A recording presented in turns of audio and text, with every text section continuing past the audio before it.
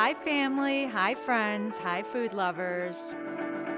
Hey neighbors, hey community, hey comics, people who like to cook, connect, and kvetch. Thanks so much for joining me for Hot Dish.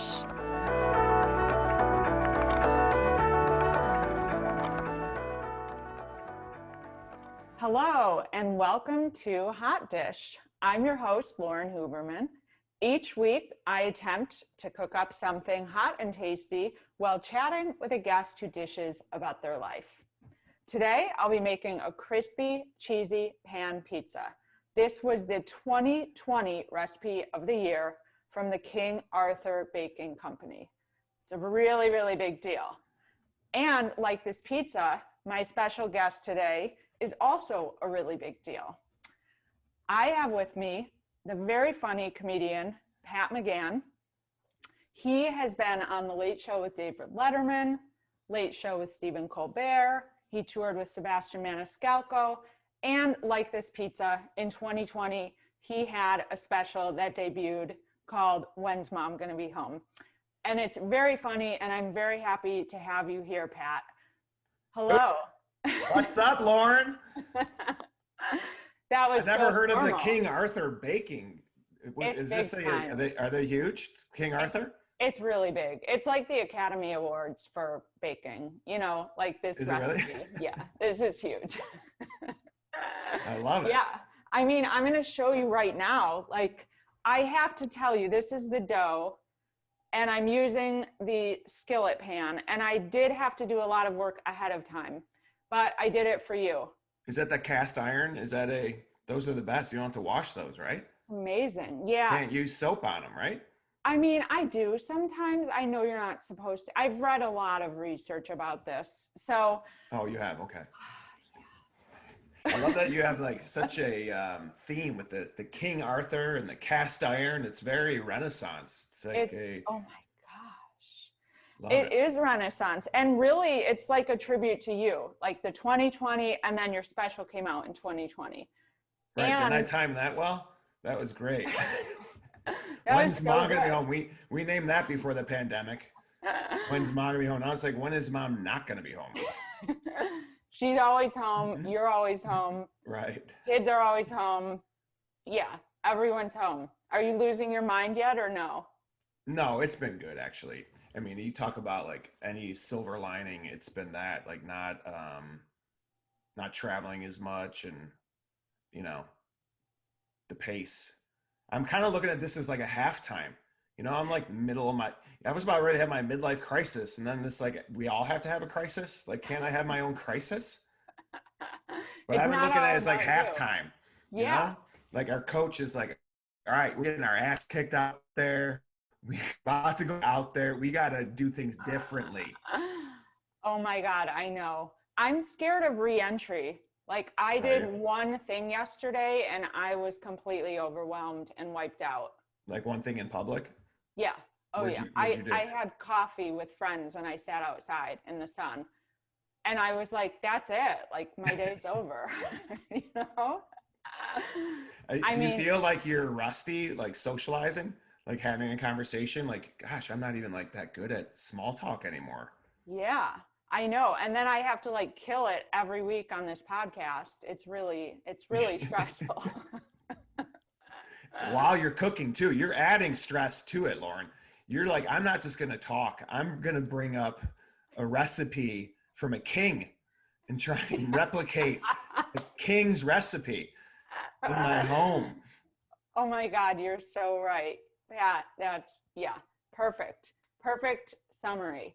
I have to say, I was thinking, so first of all, I should say, obviously, you know, I know you're a comic, I'm a comic. I do put you in a different category. Let's be clear about that. You know, No. like, I'm like not trying to make it, and What you're trying. And you have made it. But well, thanks for having me on your show. Someone who's not trying to make it. Listen, it's just how I roll, you know. Sure, but like now you can add this to your list of accomplishments. I thought you were going to segue to your pizza dough right there when you go. That's how I roll. And then start kneading. Oh, God. Yeah. That's so good. But Pat, I was thinking, so obviously we know each other through Sarah, who is your wife. And I met Sarah when I was 17. I met her in the dorms at Wisconsin in Madison, and I loved her immediately. I She can't believe she that. You guys were 17. Can you we were believe that? 17. We were the biggest morons. And You guys lived on the same floor, right? yeah, she lived like 3 doors down from me, and I just adored her and loved her and wanted to be her friend, and I made it happen.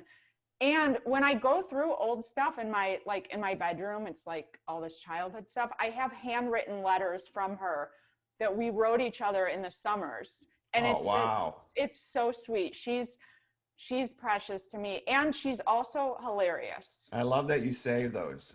Oh That's my God. great. I have stuff like that too. Aren't those like prized possessions? Yes. Did you And guys yeah, talk like day one? Did you meet immediately? pretty soon, maybe like it took me a couple months to get to know her. I had other people trying to Right. be my friend. So then, but yeah, no, I mean, once we started talking and hanging out a little bit, that was it. Yeah. So yeah, she just cracks me up. Well, I But just remember when I met her, you were one of the first people that she was like, you got to meet my friend Lauren. So, I was there at Duffy's at that St. Patrick's Day party. oh yeah, that's right. That's right. I mean, it was crazy. And Sarah was like, "This is him," and I was like, "Oh my God, he's so cute." This is him. Yeah, this is him.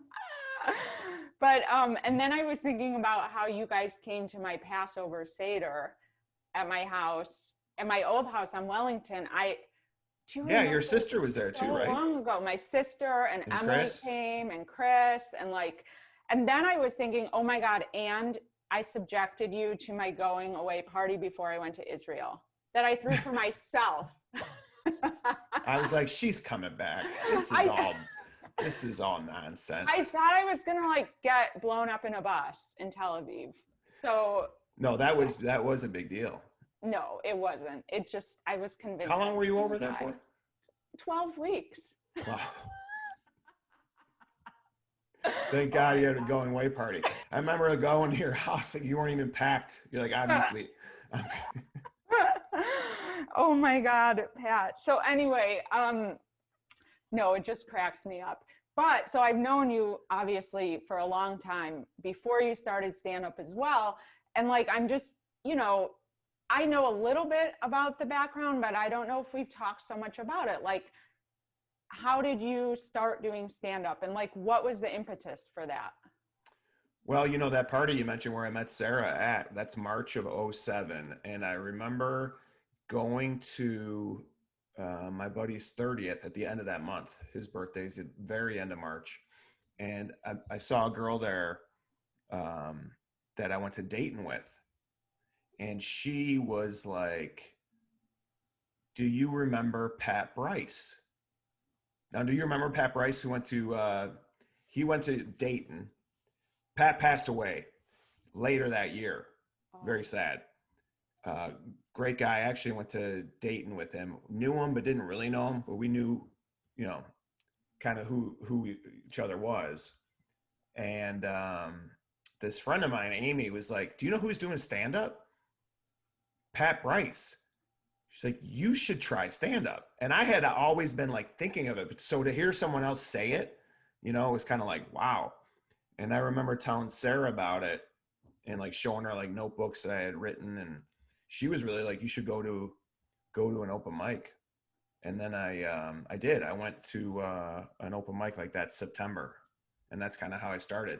But Pat was part of this Blurs group that included like TJ Miller, Kamal Nanjiani, Kyle Kinane, like all these comics that were really building this scene in Chicago and were just actually about to leave and left like right when I started. Mm-hmm. And actually Pat passed away that August. Oh. And it was, but all of that was just kind of like connected for me. Like it made it seem like, oh my gosh, I know somebody that's doing it, like just normalized it all. You know what I mean? Mm-hmm. Mm-hmm. So that's kind of how I got started. Wow. And you didn't do any of the classes or anything, like you had just started keeping notebooks on your own and like writing down ideas? Yeah, I had always been into that. Like I always liked to write. Um, I did go to a writing seminar, like a day seminar that Dobie Maxwell was doing it was at Second City, but it wasn't related to Second City. They were just using the space there because he ran a comedy class at Zany's, and I was like tempted to do it because it culminated with stage time. It was like the graduation was doing a set on the stage at Zany's, and I was like, that's what I want. Like, can you imagine like be able to get a spot there? And but it was just like too much money, and it just kind of felt like, is that really something you could teach people, you know? But I like looked into it. I started going to open mics and observing. I remember going to Globe Pub, and that was like one of the big mics when I started. And you know, Kamal was there, Hannibal, TJ Miller was there, and Cameron Esposito. And I just was like, wow, this is like a whole thing, like a whole scene. Because all I thought about stand-up at that point in Chicago was Zanies. You know, growing up here, I just thought that was it, you know? Yeah, and there's so many independent shows, and then this whole network and community and open mics, you know. Right. Well, Lincoln Lodge, case in point, you know, they were probably just starting then. And, you know, I met Mark Gary probably after doing this a few years. And then kind of really got more of a perspective of like really what the comedy scene was in Chicago, because it's so much bigger than just Zanies. But I really ended up going down that Zanies path. Yeah, and it seemed, I mean, as an outsider, like it seemed like that happened quickly. I don't know if it felt that way for you. Yeah, it did. I mean, it didn't at the time. I mean, I remember getting booked. I did the Monday was called the Rising Star Showcase at Zanies, and I did not do it for the first few months. And then I got an opportunity to do it, and Bert booked me after my first showcase there. Like that was very lucky. But at the time, I think I showcased in like October, and the booking was for May. So it was like, oh my gosh, I had this like week in May at Zanies. What do I do between now and then, right? And I was doing a bunch of stuff at Walter Payton's Roundhouse. They would do like every Thursday. I would go out to Aurora, and then I would just do mics in the city, the Chicago Performing Arts Center. I remember like Wise Fools, Hoghead McDonough's, like just trying to hustle, you know? But I was also just starting to date Sarah, who's my now wife. So I was never like hanging. I wasn't like, I'm going to hang out with the comics all night after. So it was kind of very much so like dipping in and out and trying to keep my sales career going and this, you know, relationship with Sarah. Yeah. Yeah, definitely. Juggling a lot. Okay. So speaking of juggling things, it's for me to, okay. Yes. Get in there. No, so what I'm going to do, so I did make the dough. God, I made it Friday night, and you know, it's Sunday right now. So mostly the dough is very easy to make, but I really just had to keep it refrigerated for a long time. And then I took it out about 3 hours ago, and I put olive oil all over the bottom of the pan, and then I flipped the dough on both sides and then pressed it out and just let it sit for a couple hours. So the dough is ready. So I kind of cheated, but I wasn't going to have a 36-hour podcast with you. So I had to do it that way. Right. You know, yeah. I feel like I just told you my life story and you're like, all right, cool. All right, I put olive oil in the pan and then I flipped the dough. Like I was just so vulnerable. You don't give a shit. It's like, all right, time to cook. Actually, oh my God. Did you think this was like fresh air or what? Is that a food? Yeah, really. Yeah, I'm sorry. I just went too deep on you.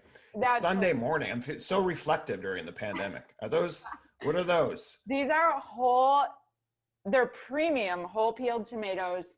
They are organic, as I like to tell my viewers and listeners, that I'm sorry, but I like organic food. And I'm taking them out with my hands, which are marginally clean, and I'm putting them in my mini Cuisinart. So this is just for the sauce. It's Is that really a sponsor? The mini Cuisinart? Are those from what's the region of Italy that the tomatoes are supposed to be from, like Marzano or? Yeah, Marzano. Are they from there? Well, no, they're from, I don't know, Pat. They're Listen, from Indiana. I can't. I can't know everything. Okay. Well, it might say on the jar, right? Doesn't it doesn't. Oh, okay. Okay, sorry.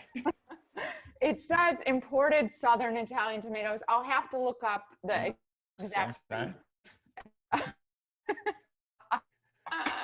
So I am putting them in the Cuisinart. I'm not using the whole thing because we don't need to go crazy here. But it's really easy. Just some tomatoes, some olive oil, salt. No big deal. And I don't even measure things anymore because I'm so professional. You're not trying to make it? Fuck it. Oh my God. So this is going to be loud, but it's just going to be a second, okay? Sure. Okay. That's it. Voila.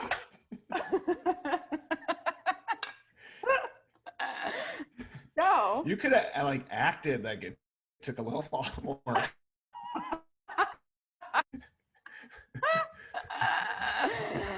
Oh my God, this is going to be intense, okay?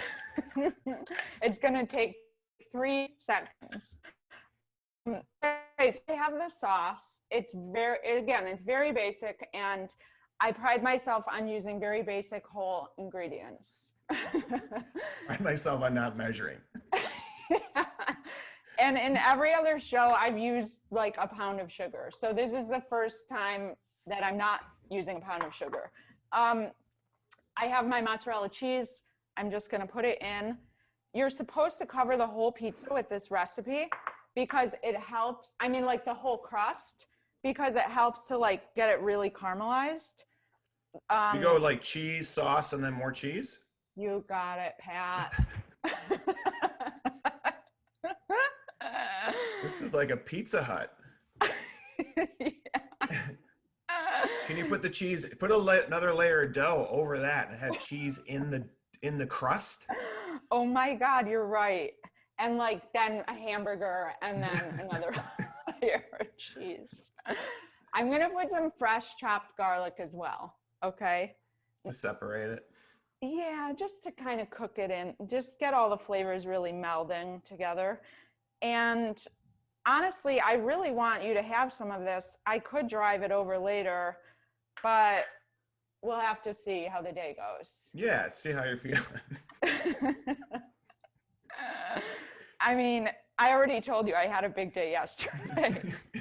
Yeah, don't overextend yourself. Do you have a kitchen catchphrase yet, or like a thing that you say, like a bam or one of those?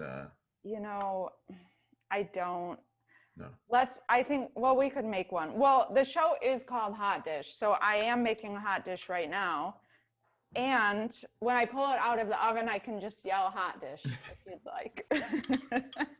Whatever you're comfortable with. Are you watching any cooking shows these days? Not really. Well, that's not exactly true. I do like the Great British Baking Show just because it's so it's like watching golf, you know, It's like just so relaxing. And then on Instagram, I see all those little like videos fast forwarded where they do all the stuff. And I love, you know, I always get like the New York Times. You think people are going to fast forward this? What about Beat Bobby Flay? We've been watching that. Wait, what's it called? Like, Beat Bobby Flay. Okay, I've never heard of that. It's on the Food Network. Oh. Which is, I was never a big Bobby Flay fan. I used to not like him, but been trying to release some anger during the pandemic. So yeah, I like Bobby now. Yeah, you're a convert. Okay, now I'm just going to show you. Here it is in the skillet. Everything's there. I can put the basil on now or later. It does. What do you think? Maybe we should wake it up a little bit first. I know. I knew you were going to notice. That looks like ET's on the respirator. We gotta turn on the heart light, get that thing going. Put it in the microwave with like a wet paper bag. That'll do you ever know that trick with bread, just to liven it up a little bit? So wise. Yeah, I don't know what you can do with that to. I mean, I'm just gonna pretend it's really perky and fresh. And Are you cooking a stalk of corn, like an ear of corn back there too? What's on the what's sauteing? Wait, this? Oh, that looked like these... an ear of corn from here. Oh yeah, no, it's oven mitts. Oh, there you go. Those are nice. Thank Is that you. full sleeve? That goes like up to the shoulder. It's crazy. I know. I love these. It's amazing, really. That's really nice. It's really what you need for today's cooking.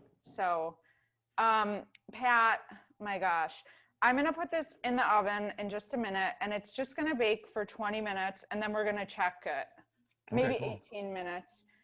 So, like, we can get back to our heart to heart in 1 second here, and goodness sakes. Okay. I'm getting there you go. There's your catchphrase. Goodness sakes. Oh, goodness sakes. I always have to say golly gee willikers to my nephews because they're very young. Golly gee willikers. That's good. Yeah. I mean, Sarah tells me that, sometimes your kids swear. Well, not really Josephine, but. Yeah, the boys are very, they like to get a H word in. Howl, or some of these that they are shocked by. Oh my gosh, totally. Yeah, it's all about shock value. That's what it is. Okay, let me put this in. I have to put it on the bottom rack, and it has to cook, like I said, for however long. We're going to start with 18 minutes. This is my famous timer that I had to learn how to use over YouTube, but I've mastered it. Clearly. Yeah. Oh, yeah. Oh, big time. One of the swears that they heard recently was they came back and said that someone said the B word, like they called someone the B word. Yeah. And then when we dug further, that they didn't actually say the B word, but they literally said, "You're a B word," which is pretty great. That. It's a little workaround. It's a loophole. Exactly. Oh my gosh. Okay, so I want to talk a little bit about your special, which I watched during the week. And it was, I was there when you recorded it, but I actually really enjoyed watching it because I could see all your facial expressions, and like, it was just perfect to be able to sit and watch and like really listen. And Thanks, it was so funny. I think it's so spot on and relatable. And I, of course, love the stuff about Sarah, Yeah. like the Amazon boxes and the 30%. How much was it? Oh, it's 30% off. And like, you never know the cost of anything. Oh yeah. That doesn't stop. We're taking more boxes in than ever. I want to get her a clipboard and like a pencil to put behind her ear, just so she can manage the shipments as they come. Something like, to put the bill of ladings, where's the packing lists and all the. It's a logistics center that you have. It is. I live in a sorting facility. Oh my God. But yeah, you talk so much about her. And I was wondering, does that ever get you in trouble? Now that we're together all the time, it does change a little bit of perspective. Like, she's doing a lot. She was doing a lot. So sometimes I feel like maybe I got to pump the brakes a little bit on, but some of it, she rolls with all of it as long as it's like based in reality, lately I've been talking about how much time we spend together, and we're always going on walks. Like, that used to be like her example of how much time we didn't spend together. Like, when was the last time we went on a walk? We never go for a walk. It's like, now we got enough walks for like till 2037. Like we were good. That's all we do is we don't even like plan them. We just make eye contact. It's like, oh, is it time to go out there? Let's pretend that everything's okay. Let's Oh my what we God. do is walk. Yeah. Yeah, no, I know. I never want to go on another walk again in my life. Truly. It's like the dumbest, most non-activity kind of thing you can ever do. These little things you're spent after yesterday, right? You're done. You had coffee with some people yesterday. You're good. Yeah, I'm good, man. Yeah. So, okay, I'm also curious about like your kids. You also talk about them in your special, and what do they know about your job? Um, that's a great question. They know that I do. They know I'm a comic. Now maybe more than ever because I'm doing shows here. Like I'm doing a ton of virtual stuff, and now they're like, you know, they're right outside the door. So they'll ask me about it or, kind of, I think they know that I'm a comic, but they don't really understand. I don't even know what it means anymore, to be honest with you. Who knows what's going to mean me moving forward. But they know that I'm like in that world, I think, like they knew about the special but they don't really get it. I don't know. They think that I'm just like lazy. Well, so have they expressed interest in like, I mean, I know they're still young, but performing or doing stand-up or anything like that? Yeah, not like specifically, but like Josephine is very interested in like acting stuff and how like things are made and likes to make her own videos and they're all very funny and they like to, I think, make jokes and understand that, they have a sense of humor. And I think it just normalizes it. Just the fact that I'm doing it, it just seems normal, right? Like, because I never in like a play or was like going back to what I was talking about, getting into stand up, like I almost had to like hear people say like, that's normal, or you could do that. And I think that's what just by doing it, they think that they could do that. Yeah. Yeah, right. Like your parents were not performers and you weren't in that world. And so now your kids are seeing your side of it. Like, Right. it's not that strange. Like for me, it would have been crazy when I was a kid to say I was going to be a stand-up comedian. Yeah. Their favorite thing is not I mean, I think they like that I make jokes, but I did the Frosted Flakes commercial. You did? And yeah, so I was in one with Tony the Tiger, a cinnamon Frosted Flakes commercial. I think they thought that was cool. Oh yeah, that's very cool. And yeah. weird because I had like a different daughter in the Totally. that's how I got the commercial, because she was like a legit good actress, and it's like the only thing I've ever booked because I just rode this 6-year-old's coattails. Oh my God.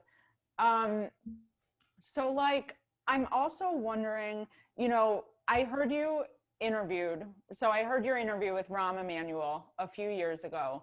And in the interview, you said that you think comics today are more truthful. Like, Yeah. And I'm not quoting, I don't remember the quote exactly, but just like, it's not as much about a character or an act as it used to be, and it's more based in truth.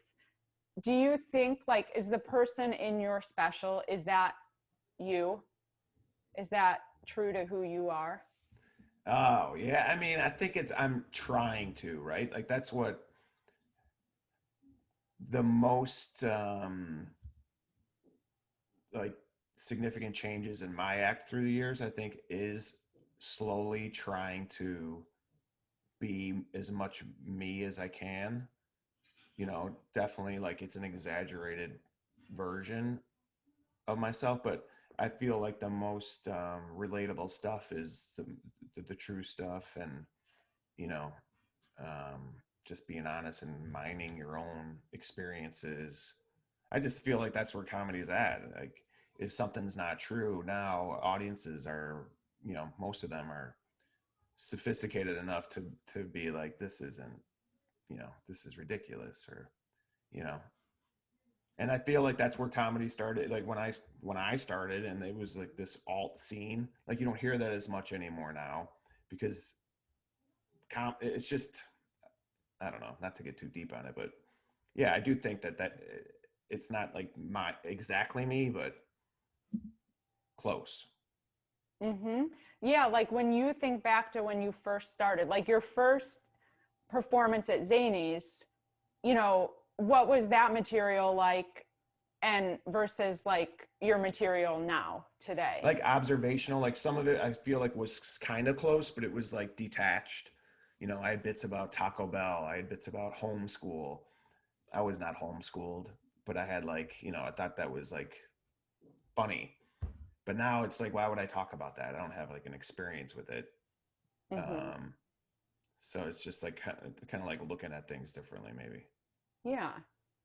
Yeah, that makes sense. So like now moving forward, are you even thinking about, are you like writing lots of new material right now? Are you thinking about putting together a whole new special down the road? Like where are you at now with your I material? am trying to like, I would, good timing for me that I just released that thing and I Mhm. had to start over anyway. I was already kind of doing that.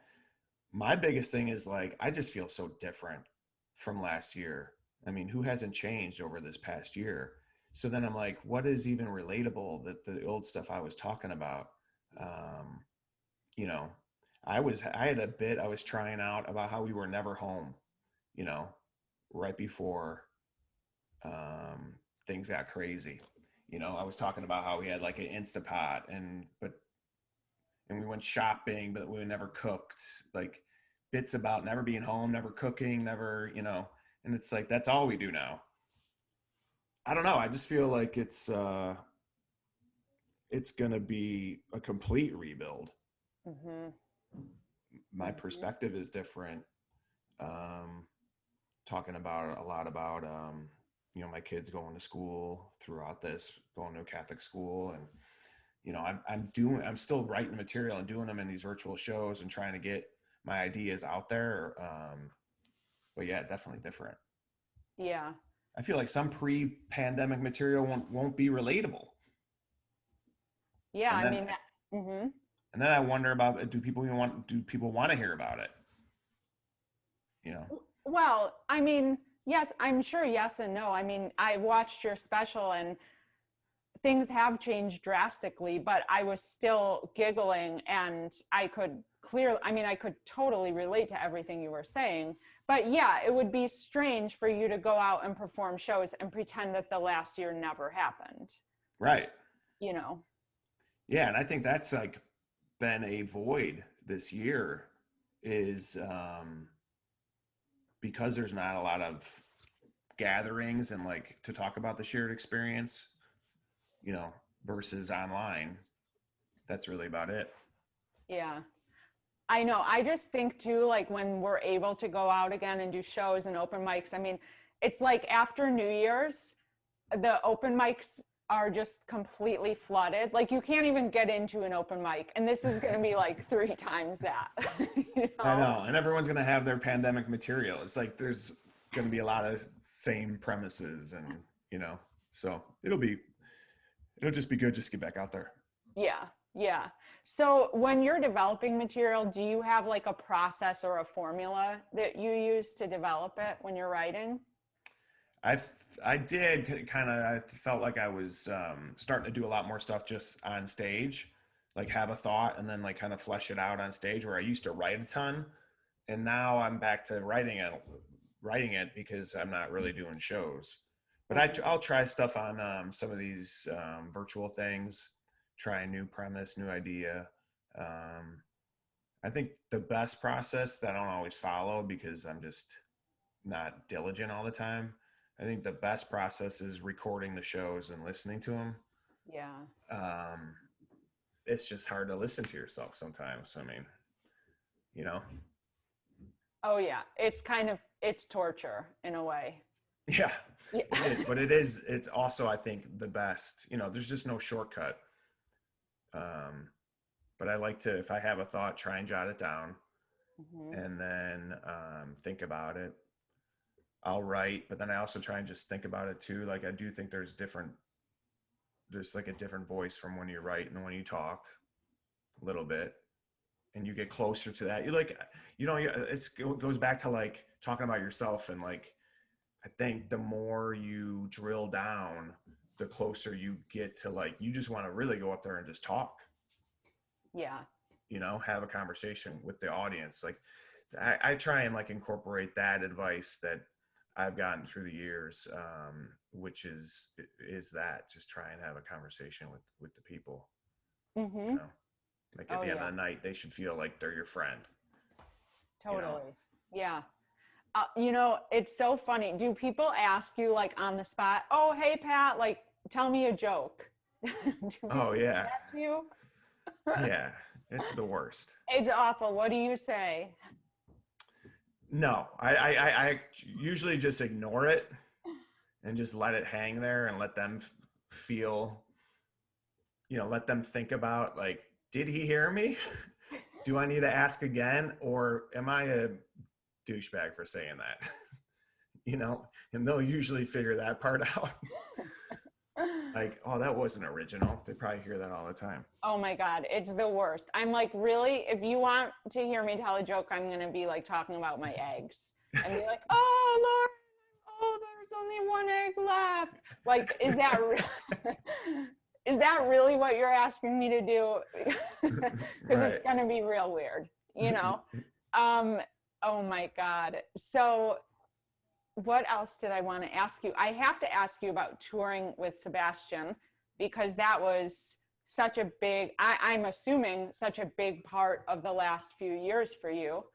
Um, and what was that experience like? And how long were you on the road and touring with him? It was the last few years. It's been like unbelievable. Like that is something that I look back, like I was maybe taking a little bit for granted. Like the venues that we're going to, I mean, really made me feel like, I was in this like rare air on the touring side, because there's just not a lot of comics doing what he's doing. And it was amazing just being in sold out theaters really all over the country, into Canada, and then arenas. Um, and I mean, just really unbelievable. And Yeah. just a great experience for me because it changed the way that I do it. Um, you know, when I'm in a club, I a lot of times do crowd stuff or just kind of I'll get off script, and that's fun for me and I enjoy doing that. Um, but I don't do that at his shows, and that helped me a ton in developing material and seeing him and the way he turns material and being exposed to his like work ethic um, was huge. So I mean, just an unbelievable experience. Yeah. Yeah. I read Steve Martin's book, Born Standing Up. Oh yeah. And, he talks about as he gets bigger and bigger in terms of like his comedy and he's moving to larger venues, he feels like very depressed and kind of isolated and alone. Like, did you have that experience or how did you stay connected to the audience? I was always very aware that it was not my audience. It was just Sebastian's. So it never like, I never had some illusion, but anyone has that lonely feeling on the road after you're doing big shows or just coming down from that high. I think um, it's different, right? But it's also just kind of like you realize it's like a once in a lifetime. And for me, like being in those venues, I would always try and like relate it to like when we did the Madison Square Garden, like I was just thinking about the Bulls, like the NBA and just the history of it. And yeah, I think that was just. Wow. Were you nervous for I those? was I was nervous like the first time we did an arena. We did this arena in Toronto, and it's in the round, so that's very different. And I'm not very physical, and it's like you got to fill that space.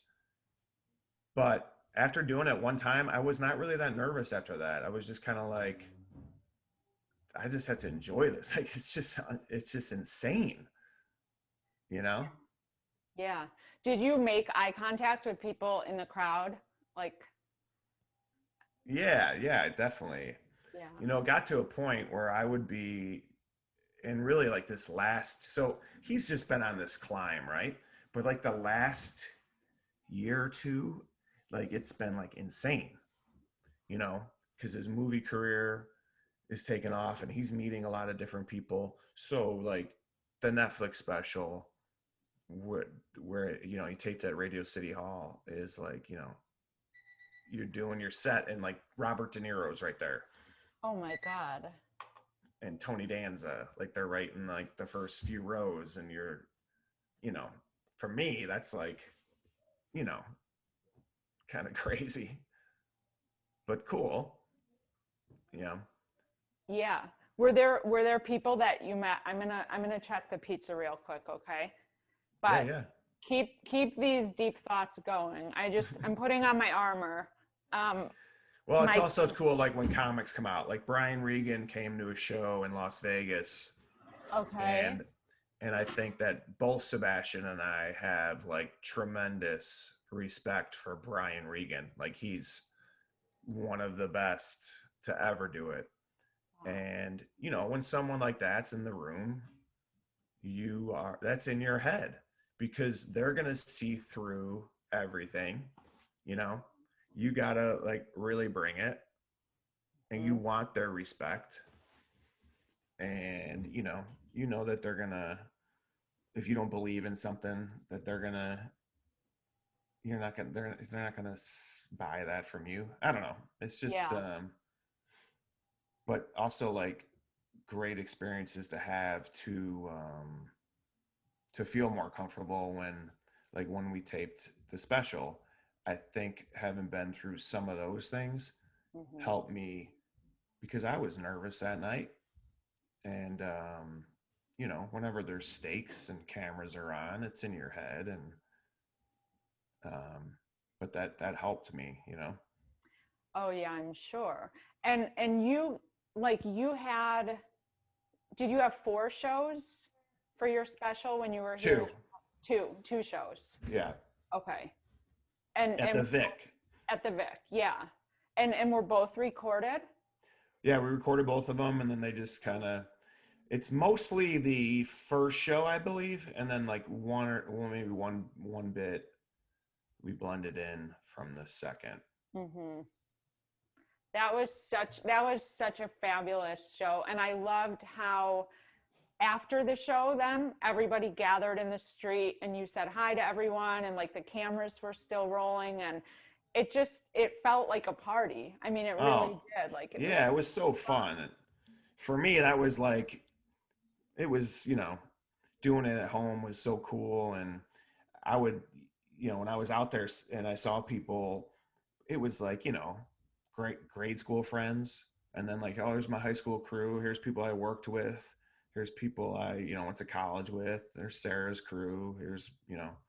It was really like my whole life.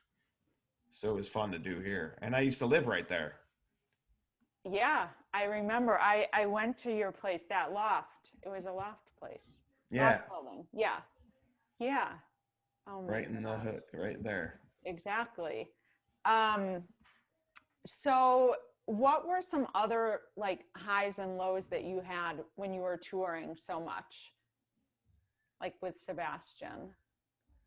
I mean, it's definitely just the being gone, Mm-hmm. which in retrospect, I even feel more now because having been home, I realized maybe I was not as connected as I should have been, and just how much they need you, you know? Um, other highs. Let me think. I think it's just doing things on my own. It, that really helped me going into markets with Sebastian, and then going back by myself to like the comedy club. I could start to see that like maybe some people were starting to come out, and that was like, what we were trying to build by, putting the special out there. And so I'm looking forward to that. I know it's going to come back slowly, but it'll be nice to get back out there. Yeah. Yeah. And did Sebastian give you advice? Like, did he just give you advice about the business? And did you ever have a chance to workshop material with him? What was that like? Yeah, we'll talk about things. We don't really workshop material together, but we'll talk about premises here and there. He'll always answer a question and share like his resources, but he's not like, you should do this or you should do that. He's more like a lead by example guy. Mm-hmm. And I've learned a ton just from watching him and being around him. And I'm working with the same management company and same agency as him now, so that he introduced me to those people, and in that way he's helped me just a great deal. Yeah. So. Yeah. Okay, hang on. I gotta look at this beautiful masterpiece, the King Arthur pizza that you can't eat virtually, unfortunately. Kind of reminds me of oven grinders a little bit. Oh yeah. Well, that's a nice comparison. Yeah, that looks really good there. I mean, Pat, I do feel that I need to drop some pizza off for you. But it doesn't mean it's going to happen. So it looks like Pequod's now. Oh, yeah. You just pulled it up there. It sure does. Okay, so I'm going to show you, I'll show you what it looks like. I think it looks pretty awesome myself. That looks really good. Yeah. I mean, I'm not going to brag, but.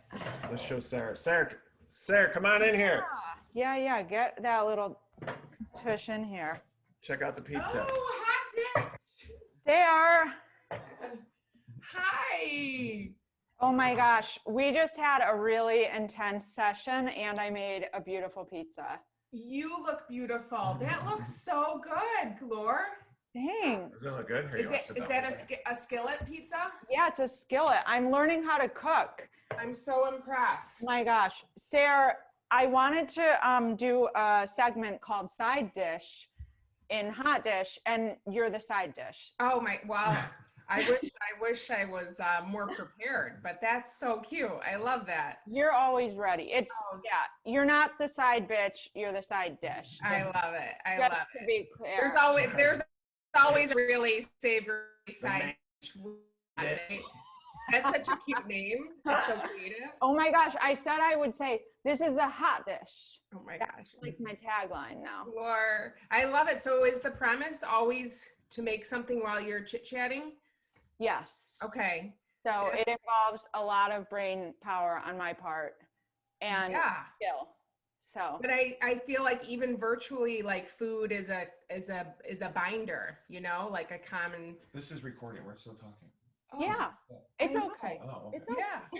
Yeah. We just watched Julia and Julie. Did you watch that? Yeah. And then Pat made French onion soup. He really makes nothing, but he wanted to make that, which is like the most complicated thing you can make. Oh my gosh. Really yeah. It was good. It was all right. Yeah. Yeah. It was definitely tedious. You should have done it on the show. Wait, what, Pat? Sarah's the real cook. She does like the Ina Garden. Oh, I love Ina Garden. She's so good. Lauren is. You guys, okay, so here are some of my final questions though. Are you going to stay in Chicago? I would be open to. Do you have a retirement account? Right. No, I don't think that there's any reason to leave Chicago right now. Yeah. I would be open down the road if just almost like to go and come back, but I don't know. We'll see. Yeah, it's just one of those things, like, you know, comics, performers always say, like, you can't stay in Chicago to make it. Like, you've got to move to New York or LA. Like, that's where the things are happening. That's where the business is. Like, I'm curious, like, but now a lot of comics are leaving LA. A lot of people are, I don't know if that's as true as it used to be. I mean, for writing gigs, definitely. And you got to go out there for certain projects, I'm sure, but I'm not going to move out there, like, unless I had a real good reason. Right. I think at this point, staying here stationary, and then with my work, it's almost like it roots us, and it's just more comfortable because Pat travels so much in regular, like, non-COVID world.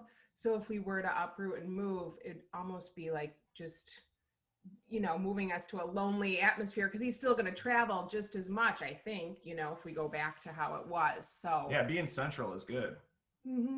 Yeah, but I would always be up for an adventure. I think that I would always have to come back to Chicago. You know, the roots are deep here, but or if we stayed here, we're going to throw ourselves a going away party and invite you, and then we'll be back 12 weeks later.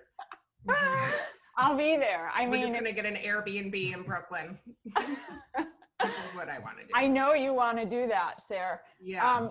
You guys, I have to also taste this while we're talking, because it's just part of the show. It's part of what I do.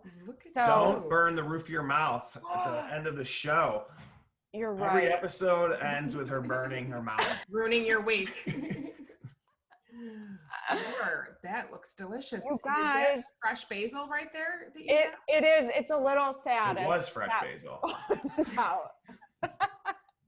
It's like the plant in E.T. It's super sad. Exactly what I said. Oh, I feel like that plant. It's all this time you guys spend together. Now you have the same thoughts. Right. You know? Is someone going to be knocking on our door with a piece, or are we just going to watch you eat that? Sorry, but you're going to watch it right now. Smells so good. Wait, you guys, I'm scared now. Yeah, be careful. Oh, man. Is it good? Can you taste the wrinkles in the basil? It dried out. It did. Oh, you guys, it's really good. You have a good cut and chew for like for TV. I'm professional. Thank you. I know you are. This is so fun. Oh my gosh. Sarah, so you're the side dish, and you know, I also have another side dish over here in the kitchen. His name is Seth. Hi, Seth. What's up, Seth? Yay. Hi. He needs, well, his hair it's interesting. It's very hippie. Hi, Seth. Hey, what's up, Seth? Seth, how are the waves today? What'd you say? How are the waves today? I bet you just got back from, man. You guys both look so island tropical. Oh my I love God. it. Yeah, you guys look so much more relaxed than us. It's a Brooklyn shirt. Yeah. I got my second COVID shot yesterday, so I had the chills all night last night. Oh boy, really? Really? So now You I'm feeling better now? I'm feeling good because I'm gonna eat this pizza that Lauren made. Okay, good. Yeah. Oh, I'm glad that you got number 2 out of the way. That's exciting. You Yeah, that guys. pizza will help you bounce right back. This is our first double date. Oh, It I know. is. Oh It's a my. long time coming. Are you usually in the studio audience, Seth? Yeah, or in the bedroom. Yeah. I can't talk. I'm like, don't talk, don't flush the toilet, don't turn on the internet, don't Right. watch anything, because you're gonna screw up my bandwidth. So yeah. Don't flush the toilet. You guys I'm look like, great. this mic picks up everything. You know? That's nice. legit, Laura. Yeah. I'm loving this. I'm loving this whole concept, and now you get to turn it off and actually enjoy this together Yeah. with your wingman, with your side dish. If you were a side dish, Seth, what would you be? Oh, good question. French fries. Oh, yeah. Yeah. And what would be Everybody likes your French fries? what would be your dip, your sauce? I like I mean, You like a I do like garlic aioli. I mean, I like ketchup too. I mean, but you know. Right. Yeah, you can't go wrong. You guys like how it's Sarah's show now? Wait, Sarah, I just think, Hold okay. on, let me go get my popcorn I'm making. I'm show you. Oh my God. I know we do have to go in a minute because you guys have children and a hockey game. But I just have to think of all the funny things that you've done, Sarah. And I think about when I visited you in Nice, when you were studying abroad, and when you volunteered at the Cannes Film Festival. Oh man. And your stories are pure so luck, funny. right? Yeah, but and your pants ripped open, which I still laugh about. Oh my gosh. That was like the first credit card purchase I ever made. I didn't even know. I bought what I thought were these really nice black pants that were Velcro, and everything in France was too small, and I was eating Nutella every morning. So I was lucky enough to just like randomly put my name on this list to be a volunteer at Elizabeth Taylor's AIDS Gala. Had no clue. And I was in charge of this diamond, just this small after party. The movie was Dogma. Do you guys remember that with Ben Affleck and what's his side dish?